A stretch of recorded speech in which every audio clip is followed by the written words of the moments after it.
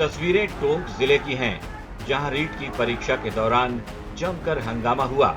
लहंग गांव में स्थित परीक्षा केंद्र पर रीट परीक्षा के प्रश्न पत्र पहुंच तो गए, लेकिन सभी परीक्षार्थियों को जब पेपर बांटे जाने लगे तो ये पेपर कम पड़ गए। सेकेंड शिफ्ट की परीक्षा शाम 3 बजे से 5:30 बजे तक होनी थी। हिंदी की परीक्षा के प्रश्न पत्र के बंडल खोलने पर 2 लिफाफे कम मिले। इसके बाद छात्रों ने पेपर लीक की आशंका जाहिर करते हुए परीक्षा केंद्र पर ही बवाल मचा दिया। मौके पर एसपीडीएम समेत पूरा प्रशासनिक अमला पहुंच गया। इसके बाद आसपास के परीक्षा केंद्रों से कुछ पेपर मंगवाए गए, जिसके बाद 5:30 बजे दूसरी पारी की परीक्षा शुरू करवाई जा सकी। 1 बजे से बैठे हैं, छोटे छोटे बच्चे हैं और पेपर नहीं हुआ। 2-2.5 घंटे हो गए, 5-5:30 बज गए। उसके बावजूद अब पेपर चालू हुआ है सेंटर पे। बच्चा कितना महीने तो ये बच्चा 6 महीने का है। और भी बच्चे हैं? 1 बजे से यहाँ बैठे हुए हैं लेके।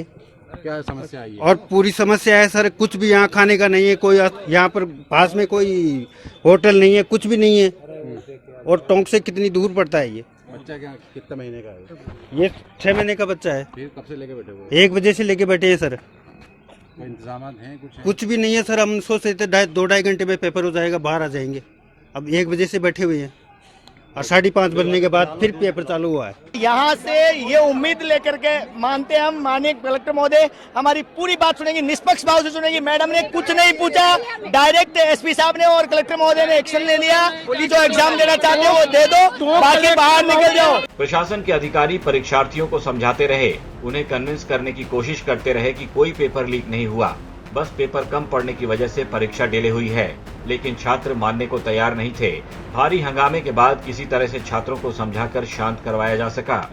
यहाँ पर थोड़ा सा एक इशू आया था कि बोर्ड की तरफ से जो पेपर आए थे तो पेपर कम आ गए थे। तो जब हमारे जो इन्विजिलेटर्स थे, जो केंद्राधीक्षक थे, उन्होंने जब पेपर खोले तो उसमें कुछ पेपर कम निकले। तो तुरंत हम लोगों ने दूसरे सेंटर से जहाँ पर पेपर अवेलेबल थे तुरंत हमने मंगवाए।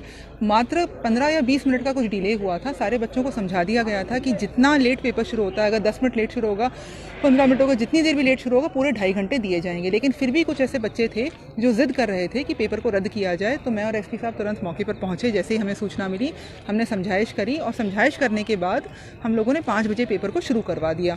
लोगों के हम यहाँ से उनको वापस छुड़वाने की व्यवस्था भी करवा रहे हैं। तो हमने रोडवेज की और प्राइवेट बसेस मंगवा ली हैं और हम सारे लोगों को जो गांव में जाना चाह रहे हैं, कहीं भी जाना चाह रहे हैं, उनको ड्रॉप करवा देंगे। फूड पैकेट्स वगैरह की भी व्यवस्था करवा रहे हैं। मेडिकल टीम्स वगैरह सब मौजूद हैं। तो कोई अभी मौके पे किसी भी प्रकार की दिक्कत नहीं। राजस्थान में चाहे कोई भी परीक्षा हो, बवाल होना तय है। हर परीक्षा में या तो पेपर आउट हो जाता है या फिर किसी और वजह से परीक्षा में व्यवधान आ जाता है।